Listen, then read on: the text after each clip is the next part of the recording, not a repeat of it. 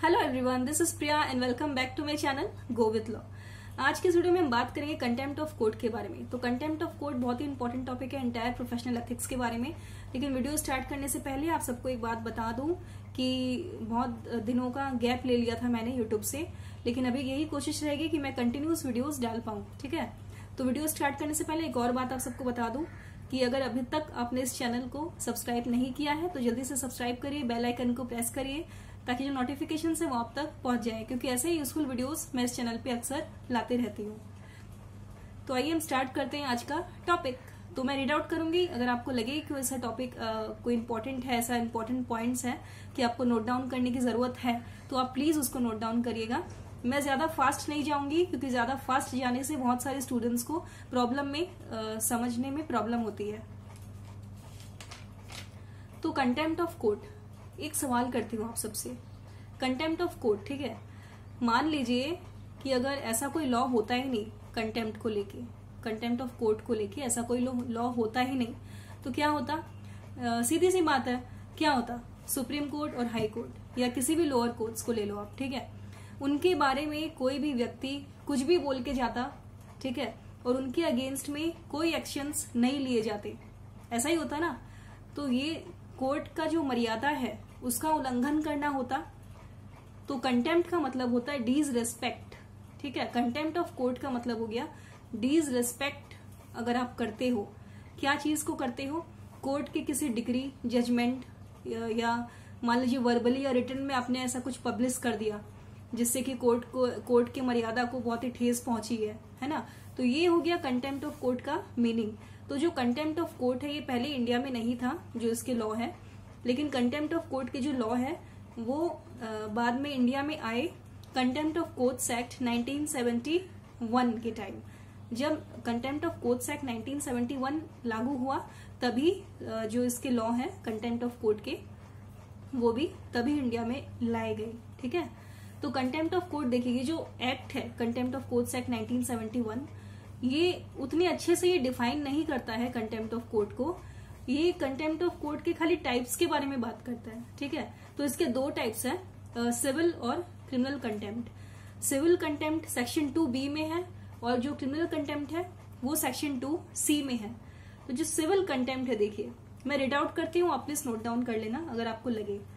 Section 2B of Courts Act 1971 defines civil contempt as any willful obedience to any judgment, decree, direction, order, writ or other process of a court or willful breach of an undertaking given to a court, ठीक है। ये civil हो गया। Civil contempt उतना complex नहीं होता है, लेकिन जो क्रिमिनल कंटेम्प्ट है वो इससे ज्यादा भयानक होता है, ठीक है। तो सिविल कंटेम्प्ट यही है कि अगर आप किसी डिग्री, जजमेंट या किसी रिट या किसी डायरेक्शन जो कोर्ट के हैं, अगर उसको ना अगर आप नेग्लेक्ट कर रहे हो, डिसरिस्पेक्ट कर रहे हो, ओबे नहीं कर रहे हो, ठीक है, तो ये हो गया सिविल कंटेम्प्ट। इसका एग्जांपल मैं आपको बताती हूँ सिविल कंटेम्प्ट का। मान लीजिए दो व्यक्ति है, ठीक है, एक व्यक्ति है ए, उसको पैसे देने हैं 10,000 रुपए बी को। तो कोर्ट से ये ऑर्डर पास हुआ कि तुम पैसे दे दो भाई इसको, ठीक है, लेकिन वो आदमी अगर पैसे नहीं दे रहा है उसको, ये सिविल कंटेम्प्ट हो गया, ठीक है, क्योंकि उसने कोर्ट की बात को नहीं मानी ना, तो ये सिविल कंटेम्प्ट हो गया बेसिकली। अभी क्रिमिनल कंटेम्प्ट सेक्शन 2C में है, ये बेसिकली 3 पॉइंट्स की बात करता है। पहला है स्कैंडलाइजेस और टेंड्स टू स्कैंडलाइज और लोअर्स और tends to lower the authority of any court. Scandalises का मतलब होता है अपमानित करना, ठीक है, या टेंड्स टू स्कैंडलाइज और लोअर्स और tends to lower the authority, अगर किसी कोर्ट की अथॉरिटी को ये लोअर डाउन करता है, ये पहला पॉइंट है, ठीक है। दूसरा आता है प्रिजुडिस करना। प्रिजुडिस का मतलब होता है पक्षपात, फेवरेटिज्म, ठीक है। कोई आदमी अगर इस तरीके से कुछ करता है या इंटरफेयर करता है, ठीक है, और इंटरफेयर्स और tends to interfere with the due course of any judicial proceeding, ठीक है, जुडिशियल प्रोसीडिंग के साथ अगर छेड़छाड़ करता है तो कोई, तो भी क्रिमिनल कंटेम्प्ट ही कहा जाएगा। तीसरा पॉइंट ये है इंटरफियर्स और टेंड्स टू इंटरफियर विथ और ऑब्स्ट्रक्ट और tends to obstruct the administration of justice. Administration of justice आप सब जानते हैं, हमें जस्टिस प्रोवाइड कौन करता है?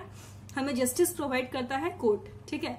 तो कोर्ट जब जस्टिस प्रोवाइड कर रहे हैं उस टाइम अगर कोई आदमी बाधा उत्पन्न कर रहा है, बाधा डाल रहा है, ऑब्स्टिकल बन रहा है बार बार उस चीज में, तब भी वो क्रिमिनल कंटेम्प्ट ही कहा जाएगा। ठीक है,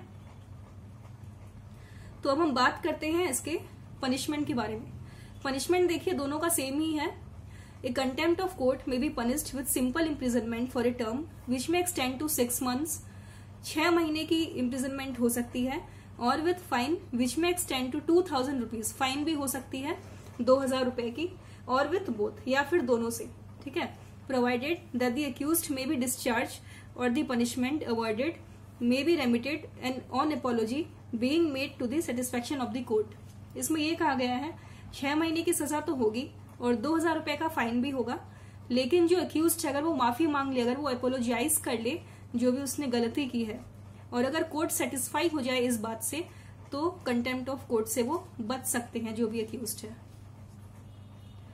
क्रिमिनल कंटेंट का एक एग्जांपल देती हूँ आप सबको। जैसे कि मान लीजिए कोर्ट में प्रोसीडिंग्स चल रही है, ठीक है, ऑनगोइंग प्रोसीडिंग्स चल रही है, वो जजेस आपस में बैठ के बात कर रहे हैं, प्रोसीडिंग्स चल रही है। ठीक है, 2 आदमी ठीक कोर्ट के जो दरवाजा है ना, दरवाजे पे खड़े होके वो जोर जोर से जैसे म्यूजिक प्ले कर रहा है, या मान लीजिए बातें कर रहा है चिल्ला चिल्ला के, और जो पुलिस ऑफिसर है वो अंदर से बाहर आके वो उनको वार्न करके जाते हैं कि तुम लोग हल्ला मत करो, अभी प्रोसीडिंग्स चल रही है। ठीक है, लेकिन वो नहीं मान रहे हैं बात को, वो बार बार हल्ला कर रहे हैं, बार बार वो डिस्टर्बेंस क्रिएट कर रहे हैं। तो ये हो गया क्रिमिनल कंटेम्प्ट। इससे क्या हुआ, प्रोसीडिंग्स तो रुक गई ना, जो प्रोसीडिंग्स है, जो हियरिंग होने वाली थी, जो जस्टिस प्रोवाइड होने वाली थी, वो रुक गई। तो ये क्रिमिनल कंटेम्प्ट हो गया। तो क्रिमिनल कंटेम्प्ट सिविल कंटेम्प्ट से ज्यादा कॉम्प्लेक्स होता है। ठीक है, ज्यादा इसमें कुछ नहीं है समझने वाली। अब कुछ डिफेंसेस हैं वो हम देख लेते हैं। डिफेंसेस के इसमें देखिए 3 ही मेन डिफेंसेस हैं।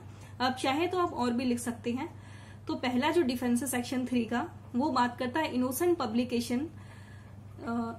Publication and distribution of matter will not amount to contempt of court. मैं रिपीट कर रही हूं, innocent publication and distribution of matter will not amount to contempt of court. Innocent publication, मान लीजिए कोई आदमी, ठीक है, कोई आदमी अगर ऐसा कुछ पब्लिश कर रहा है जो कि पब्लिश करने के टाइम वो इनोसेंट है, उसको पता ही नहीं है इस बारे में कि जो प्रोसीडिंग्स है वो ऑलरेडी पास्ट हो चुकी है, वो डिसाइड हो चुकी है, उसकी जजमेंट भी पास हो चुकी है। ठीक है, देखिए, if at the time of publication he had no reasonable grounds for believing that the proceeding was pending, या तो पेंडिंग है, ठीक है, प्रोसीडिंग्स पेंडिंग है, या तो प्रोसीडिंग्स हो चुकी है, इसमें 2 कंडीशंस है। ठीक है, और अगर उसके पास कोई रीजनेबल ग्राउंड्स है ही नहीं ये बिलीव करने के लिए कि वो जो भी पब्लिश कर रहा है वो गलत है या फिर वो प्रोसीडिंग से जुड़ा हुआ है, ठीक है, वो इनोसेंट, वो बिल्कुल इनोसेंट है और इनोसेंसी के दौरान ही उसने कुछ पब्लिश कर दिया, ठीक है, या डिस्ट्रीब्यूट कर दिया किसी मैटर को, तो ये कंटेम्प्ट ऑफ कोर्ट के लिए लायबल नहीं होंगे। दूसरा है fair and accurate report of judicial proceeding. ठीक है, fair and accurate report of judicial proceeding will not amount to contempt of court. A person shall not be guilty of contempt of court for publishing a fair and accurate report of a judicial proceeding or any stage thereof. कोई भी person, ठीक है, वो guilty नहीं होगा contempt of court के लिए अगर वो ऐसा कुछ स्टेटमेंट पब्लिश करता है जो कि फेयर है और वो एक्यूरेट है लॉ की नजर में भी। ठीक है, तो इस चीज के लिए वो लायबल नहीं होंगे। सेक्शन 5 बात करता है fair criticism of judicial acts will not amount to contempt of court. तो अगर कोई आदमी फेयर क्रिटिसिज्म देता है किसी भी जुडिशियल एक्ट को लेके, तब भी वो कंटेम्प्ट ऑफ कोर्ट के लिए लायबल नहीं होंगे। A person shall not be guilty of contempt of court for publishing any fair comment. अगर वो फेयर कमेंट स्टैब्लिश करता है, पब्लिश करता है, तब वो कंटेम्प्ट ऑफ कोर्ट के लिए लायबल नहीं होंगे। अब इसमें देखिए 2 इंपॉर्टेंट केसेस हैं, ज्यादा पुराने केसेस तो नहीं है। एक है प्रशांत भूषण का केस जो कि लास्ट ईयर का केस है। सुप्रीम कोर्ट ने 1 रुपीज का फाइन इम्पोज किया था, आप सभी को पता ही होगा। तो कंटेम्प्ट ऑफ कोर्ट को लेके ना ये केस बहुत इंपॉर्टेंट है। मैं उतना डिटेल में नहीं जा रही हूँ, मैं शॉर्टली आपको बता रही हूँ।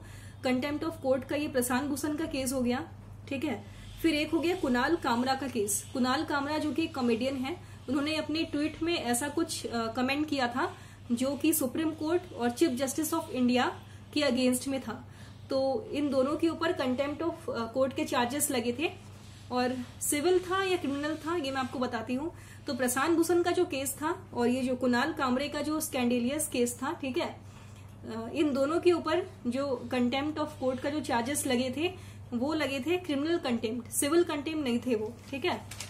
और सुप्रीम कोर्ट के पास आर्टिकल 129 के थ्रू ये पावर है कि वो किसी भी पर्सन को वो सजा दे सकते हैं कंटेम्प्ट ऑफ कोर्ट को लेके, ठीक है। तो इसमें ज्यादा कुछ नहीं है। तो आज हमने जाना meaning of contempt of court, इसके टाइप्स के बारे में। दो टाइप्स है, सिविल और क्रिमिनल कंटेम्प्ट, ठीक है। जो सिविल कंटेम्प्ट है वो सेक्शन 2B में है और जो क्रिमिनल कंटेम्प्ट है वो सेक्शन 2C में है। इसके पनिशमेंट के बारे में हमने जाना। और दो इंपॉर्टेंट केसेस अगर आपके एग्जाम में पूछे जाते हैं कंटेम्प्ट ऑफ कोर्ट के बारे में, तो प्लीज ये दोनों केसेस तो आप लिखना ही, क्योंकि ये कंटेम्प्ट ऑफ कोर्ट के बहुत ही फेमस और अभी रिसेंटली जो घटी हुई केसेस हैं, ठीक है। और डिफेंसेस के बारे में हमने जाना। तो अगर आपके मन में कोई भी डाउट्स है, क्वेरीज है, तो प्लीज मुझे कमेंट सेक्शन में जरूर बताइएगा। और अगर नए टॉपिक पे अगर आप वीडियोस चाहते हैं तब भी आप मुझे जरूर बताइएगा। तो हम मिलेंगे फिर नेक्स्ट वीडियो में नए टॉपिक के साथ। Bye bye, good night, take care.